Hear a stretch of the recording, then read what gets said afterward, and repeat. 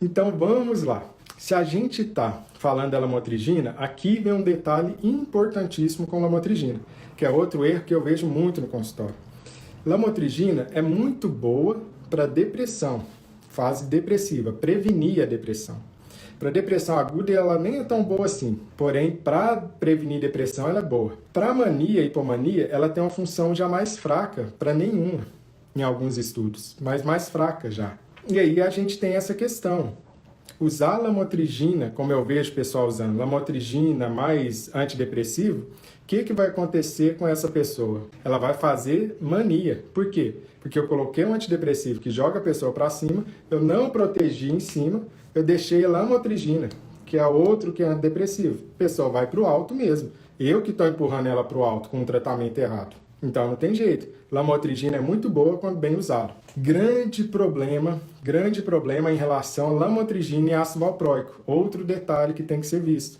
O ácido valproico, ele dobra a quantidade de lamotrigina. O ácido valproico, ele dobra a quantidade de lamotrigina no sangue. Se eu souber disso, não é problema nenhum.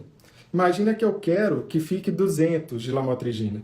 E eu coloco ácido valproico junto com lamotrigina. Então, abaixo para 100. Está dobrando, virou 200, está ótimo, né? Agora, se eu não sei disso, tem 200 de lamotrigina, eu ponho o ácido valproico, vira 400. E eu nem percebi isso. Vê a interação entre um e outro? Outra dúvida frequente. As pessoas perguntam se a lamotrigina diminui o poder do anticoncepcional. E é o contrário. É o contrário. O anticoncepcional diminui pela metade a lamotrigina. Não é que a lamotrigina atrapalha o anticoncepcional, é o anticoncepcional que diminui pela metade a lamotrigina, né? Outro tipo de interação aí que as pessoas em geral não se atentam. É importante de ver se a mulher está tomando ou não anticoncepcional ao usar a lamotrigina. Por quê? Porque a lamotrigina vai cair pela metade. Se eu sei disso, tem problema nenhum, né? Porque se eu quero 200, eu coloco 400, porque eu sei que o anticoncepcional está caindo pela metade. Tudo bem, desde que eu saiba, tudo bem. O problema é, e aí vocês precisam saber disso, né? Que eu queria até fazer uma pesquisa, quantas mulheres que usam lamotrigina têm essa informação? Poucas. E aí qual que é o grande perigo? Ela é mulher, ela está usando 100 miligramas de lamotrigina, mas ela usa anticoncepcional. Isso quer dizer que, na verdade, ela está usando 50 miligramas, cai pela metade, certo? E, de repente, ela tira o anticoncepcional dela e nem pensa em contar para o médico psiquiatra, né? Nem pensa. Não, tirei o anticoncepcional, fui falar com o ginecologista, o que tem a ver com o meu tratamento de bipolaridade, né? Tem a ver que quando você tirou o anticoncepcional, você dobrou a sua quantidade de lamotrigina do nada, de uma hora para outra. Viu só como é importante a gente entender? E muitas pessoas fazem intoxicação por lamotrigina ou têm efeito colateral por essa simples interação. Mexeu no anticoncepcional e nem viu. E mulheres, né? Isso é uma informação que fica sempre. Contem sobre a questão do seu anticoncepcional para o seu médico psiquiatra. Não só a questão do anticoncepcional. Sobre a sua TPM, se ela é forte ou não, isso é um indicador de bipolaridade. Contem também qual anticoncepcional você está usando. Principalmente se você introduziu o anticoncepcional ou tirou o anticoncepcional. Essa oscilação para colocar um anticoncepcional, para tirar um anticoncepcional, também oscila o humor. O humor pode oscilar na hora que eu coloco e na hora que eu tiro o anticoncepcional, porque isso é hormônio, é estrogênio. Principalmente se você tem anticoncepcional de progesterona. A progesterona isolada, como essa semana mesmo eu vi uma médica passar para alguém progesterona isolada. Progesterona isolada piora a depressão. Se vai usar progesterona, vai ter que usar junto com estrogênio na bipolaridade. Porque senão vai piorar a depressão. E todas essas questões na bipolaridade são super importantes. Ó, TPM, o que acontece é uma queda de estrogênio, por isso você fica muito mais irritada, muito mais nervosa, com a TPM muito mais difícil.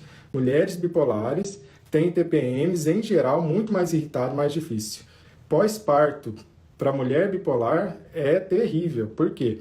50% afunda numa depressão, não é qualquer depressãozinha, é uma depressão feia no pós-parto, com sintomas psicóticos, inclusive, muitas vezes, de não conseguir levantar, de rejeitar a criança. E não é rejeitar porque é uma má pessoa, é porque não está conseguindo mesmo, não tem energia, muda a química cerebral.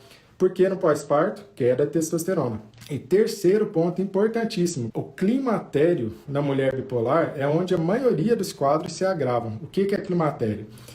5 a 10 anos antes de ter a menopausa. Quando a mulher tem a menopausa, por exemplo, 55 anos, conta 10 anos para trás, 45 anos. Esse é o período aí de agravamento terrível dos sintomas, na maioria das mulheres com bipolaridade. Por quê? Porque o estrogênio vai caindo lentamente, né? Então, 3 questões que a mulher bipolar tem de desafio que o homem não tem.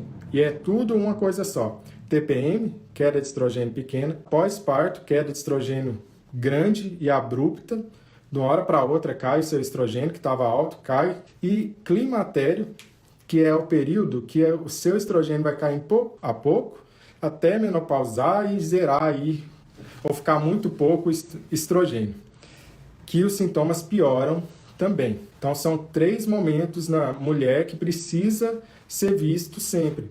Por isso que a questão de anticoncepcional ou não, para quem tem bipolaridade, é super importante e passa despercebido. Falamos da lamotrigina, vamos falar da carbamazepina. A carbamazepina ela é um medicamento interessante, é um estabilizador de humor, que é o Tegretol, que ajuda bastante, inclusive em mania, né? Pode ajudar alguma coisa na depressão, ela tem evidência de funcionar. Qual que é o problema que joga ela para baixo nas diretrizes internacionais, né? A gente está falando tudo de primeira linha aqui. Agora, por que a carbamazepina joga para baixo, muitas vezes? Porque a carbamazepina tem uma interação medicamentosa com outros remédios. Ela é muito suja como remédio, por assim dizer.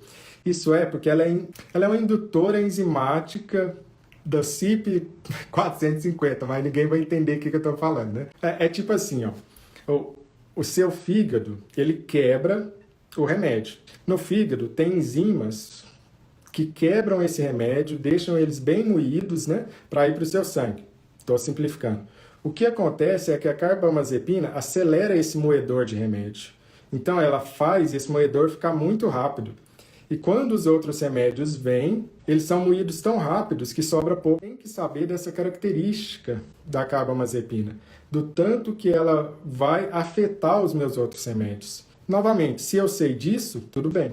E ela é tão forte nisso, a carbamazepina é tão forte nisso, que ela destrói até a si mesmo depois de um tempo. Então ela induz tão rápido esse moedor de remédio, que depois de um tempo eu tenho que aumentar a dose da própria carbamazepina, porque ela mesma começa a se destruir. E isso é um dos motivos pelo qual as pessoas que usam carbamazepina também precisam fazer a dosagem.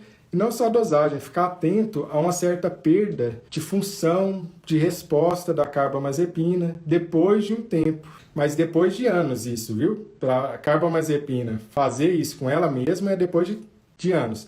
Porém, se eu acrescento a carbamazepina, um antidepressivo, quase que imediatamente ele cai pela metade. Por isso que não é tão usado assim. Porém, é bom.